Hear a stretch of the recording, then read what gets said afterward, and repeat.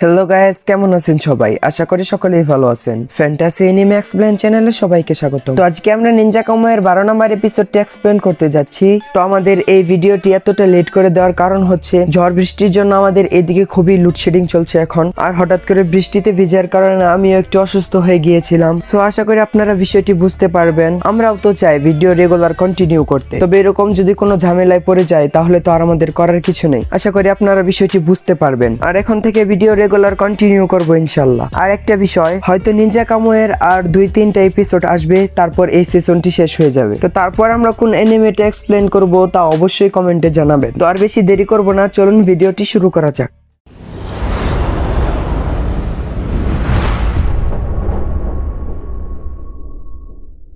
তো এপিসোডের শুরুতে আমাদেরকে হিগানের ডক্টরকে দেখানো হয়, আর আমরা দেখতে পাই হিগান তার ডক্টরকে বলছিল, আমি কোনো অসুস্থ নয় এবং আমার শরীর একটুও খারাপ না, তাহলে আপনি এখানে কেন এসেছেন? তখন ডক্টর বলে, আমি তোমার কাছে একটা বিষয় জিজ্ঞাসা করার জন্য এখানে এসেছি। আর সেই বিষয়টি হচ্ছে, তুমি তোমার বন্ধু জায়ের সাথে লড়াই করার জন্য তোমরা একে অপরে তোমাদের যে সিক্রেট নিনজা আর্টটি ইউজ করলে, আর এতে করে যে তোমাদের সিক্রেট আর্ট সম্পর্কে একে অপরের ধারণা হয়ে গেল, এটা কি ঠিক হলো? তো তখন হিগান বলে, আপনি কিভাবে জানলেন আমাদের সিক্রেট আর্টের কথা? তখন সেই ডক্টরটি বলে, জায়ের সিক্রেট আর্ট হচ্ছে সে অনেক গতিময় হয়ে যায় এবং ছায়ার মতো, সে যে কোনো কারোর উপর যে কোনো সময় হামলা করতে পারে। আর তোমার সিক্রেট আর্ট হচ্ছে তুমি তোমার মাইন্ডকে অনেক শার্প করে ফেলতে পারো এবং অনেক দ্রুত গতির বস্তুকেও তুমি খুবই স্লোলি দেখতে পাও। আর এই কথা শুনে হিগান খুবই অবাক হয়ে যায় এবং তাকে জিজ্ঞেস করতে থাকে, তুমি এসব বিষয়ে কিভাবে জানলে? আর তখন আমরা দেখতে পাই সেই ডক্টরটি তার নিনজা আর্ট ইউজ করে তার নিজের মুখের মাস্কটি ভেঙে ফেলে। তো তারপর আমরা দেখতে পাই যে আসলে এই বুড়ো লোকের মাস্কটির মাঝে লুকিয়ে ছিল অন্য আরেকজন মানুষ। আর তাকে দেখে হিগান খুবই অবাক হয়ে যায় এবং তাকে চিপ বলে ডাকতে থাকে। আর এই চিপটিকে তা আমরা সামনে গিয়ে জানতে পারবো। তো তারপর সিন কাট হয় আর আমাদের অজার সিটির সিন দেখানো হয়। আর আমরা দেখতে পাই অজার প্রেসিডেন্টের যে বডিগার্ড আছে, সে এমাজির নিনজাদেরকে খুব ভালোভাবেই ধোলাই করছিল। তো তারপর আমাদের পাস্টের একটি সিন দেখানো হয় আর আমরা দেখতে পাই অজার প্রেসিডেন্ট তার বডিগার্ডকে বলছিল, আমাদের প্ল্যানের সাথে কি তুমি সহমত? তখন তার বডিগার্ড তাকে বলে, আমার সহমত হওয়া আর না হওয়াতে কিছু যায় আসে না, আমার কাজ হচ্ছে আপনাকে রক্ষা করা আর আমি সেটাই করব। তো তারপর অজার প্রেসিডেন্ট বলে, আচ্ছা দেখো, আমরা যদি সকল মানুষের কথা চিন্তা করি, তারা কি খাচ্ছে না খাচ্ছে, কিভাবে চলছে, তাহলে আমরা আমাদের মতো করে এগিয়ে যেতে পারবো না। আমাদের শুধু আমাদের নিজেরটাই চিন্তা করতে হবে, তাহলে আমরা আমাদের মতো করে এগিয়ে যেতে পারবো এবং এই পৃথিবীটাকে আরো উন্নত করে ফেলতে পারবো। মানে তার বডিগার্ডকে এরকমই কিছু একটা বুঝুম বাজুম বুঝিয়ে তার নিজের হাত করে নেয় আর কি। তো তারপর সিন প্রেজেন্টে নিয়ে আসা হয় আর আমরা দেখতে পাই সেই বডিগার্ডটি একটি রোবোটিক স্যুট পরেছিল। তো তখন সে এমাজিকে বলছে, এই অজার সিটি থাক আর না থাক, যদি অজার প্রেসিডেন্ট বেঁচে থাকে তাহলে সে পৃথিবীকে উন্নত করে ফেলতে পারবে এবং সে পৃথিবীতে রাজ করতে পারবে। তখন এমাজি তাকে বলতে থাকে, তুমি আর যাই বলো, এই পৃথিবী তো নিনজারাই রাজ করবে, নিনজারা ছাড়া এই পৃথিবী আর কেউ চালাতে পারবে না। আর তখন আমরা দেখতে পাই এমাজিও একটি রোবোটিক স্যুট পরে নেয়। আর এই রোবোটিক স্যুটটি দেখে সে বডিগার্ডটি খুবই অবাক হয়ে যায়, কারণ এই রোবোটিক স্যুটটি এখন পর্যন্ত বানানো সবচাইতে উন্নত রোবোটিক স্যুটগুলোর মাঝে একটি। এটা দেখতে কিছুটা কামুইয়ের মতোই, তবে কামুইয়ের কালার হচ্ছে লাল আর এটির কালার হচ্ছে হলুদ। আর কামুইয়ের স্যুট তো আপনারা চিনেনি, যেটা আমাদের হিগান পরে আর কি। তো তারপর সে বডিগার্ড এবং এমাজির মাঝে লড়াই শুরু হয়ে যায় এবং তারা একে অপরের দিকে দৌড়ে আসতে থাকে। তো দৌড়ে আসার এক পর্যায়ে তাদের দুজনের মাঝে একটি সংঘর্ষ হয় আর সেখান থেকে এতটাই বেশি পাওয়ার জেনারেট হয় যে অজা সিটির উপর যে ব্যারিয়ারটি ছিল সেটি একদম ধ্বংস হয়ে যায়। আর এই সংঘর্ষে সেই বডিগার্ডের স্যুটটি টিকতে পারে না, সেটি ভেঙে যায় এবং সে অনেকটাই দুর্বল হয়ে যায়। আর এই সুযোগে এমাজি তাকে তার তলোয়ার দিয়ে মেরে ফেলে। তো তারপর সিন হিগানের এখানে নিয়ে আসা হয় আর আমরা দেখতে পাই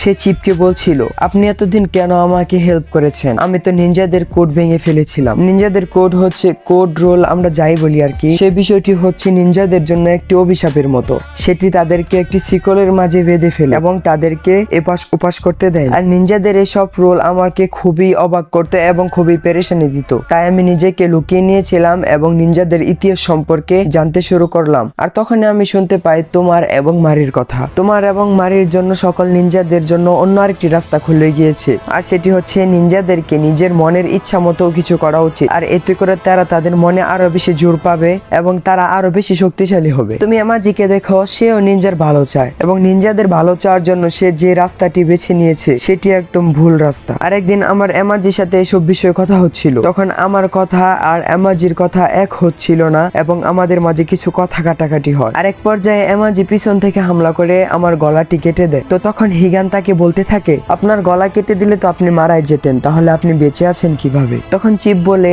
আমি একটি সিক্রেট নিনজা আর্ট ব্যবহার করে সেদিন বেঁচে গিয়েছিলাম ঠিকই, তবে আমার নিনজা পাওয়ার একদম চলে গিয়েছে। আর যদি আমার নিনজা পাওয়ার চলে না যেত তাহলে তো আর এমাজি আমার সাথে এরকম করতে পারতো না, এবং তাকে সকল নিনজাদেরকে কন্ট্রোল করার সুযোগও দিতাম না, আমি তাকে মেরে ফেলতাম। আর এসব বলার পর সে হিগানের সামনে মাথা ঝুঁকিয়ে বলতে থাকে, হিগান তুমি এখন আমাদের শেষ ভরসা, তোমার উপর আমাদের পুরো নিনজা অর্গানাইজেশন নির্ভর করছে। তখন হিগান বলতে থাকে, নিনজাদের জন্য আমার কিছু যায় আসে না, তারা আমার অনেক প্রিয় লোকজনকে মেরেছে আর সেগুলোর বদলা আমি অবশ্যই নিব। আর এখানে উল্লেখ্য মারি, এমা এবং তার ছেলের কথা বলেছে। তো তারপর সিন কাট হয় আর আমরা দেখতে পাই সেদিন এসে হামলার কারণে অজা সিটির মানুষ সব আতঙ্ক হয়ে গিয়েছে এবং তারা সিটি ছেড়ে অন্য জায়গায় চলে যাচ্ছে। তো তখন আমরা মাইককে দেখতে পাই এবং দেখি সে তার বসের সাথে কথা বলছে। সে তার বসকে বলছিল, আপনি প্লিজ অজার প্রেসিডেন্টকে গ্রেফতার করুন, কারণ সে যতদিন বাইরে থাকবে সে কোনো না কোনো অকাজ করেই যাবে। কিন্তু মাইকের বস তার কথায় কিছুতেই রাজি হয় না। আর তখন তারা দেখতে পায় কেউ অজা সিটি সম্পর্কে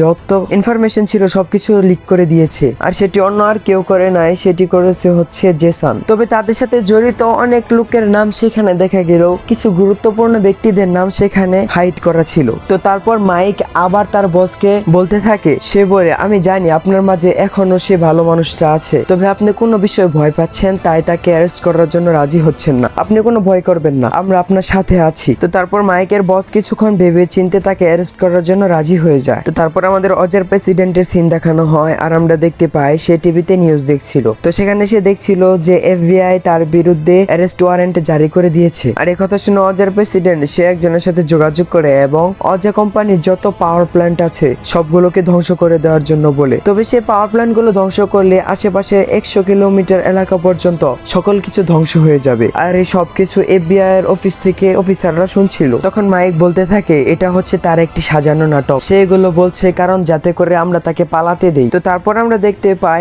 এমাজি সকল নিনজারা অজা সিটিতে একদম কবজা করে নিয়েছে। আর তখন এমাজি বলছিল, এখন সময় এসে গিয়েছে যেটার জন্য আমরা এতদিন যাবত অপেক্ষা করছিলাম, আজকে আমরা সেটি পূরণ করে নেব এবং সকল কিছু আমরা ধ্বংস করে ফেলবো। আর এখানে এই এপিসোডটি শেষ হয়ে যায়। তো আমার মনে হচ্ছে নেক্সট এপিসোডটি খুবই জমজমাট হবে। তো এপিসোডটি কেমন লাগলো তা অবশ্যই কমেন্টে জানাবেন, ভালো লাগলে একটি লাইক তো অবশ্যই করবেন, আর আপনাদের বন্ধুদের সাথে শেয়ার করতে একদমই ভুলবেন না। আর আমাদের চ্যানেলটি সাবস্ক্রাইব করে অবশ্যই আমাদের পাশে থাকবেন। তো দেখা হচ্ছে আগামী ভিডিওতে, ততক্ষণ পর্যন্ত সকলেই ভালো থাকবেন, সুস্থ থাকবেন, আল্লাহ হাফেজ।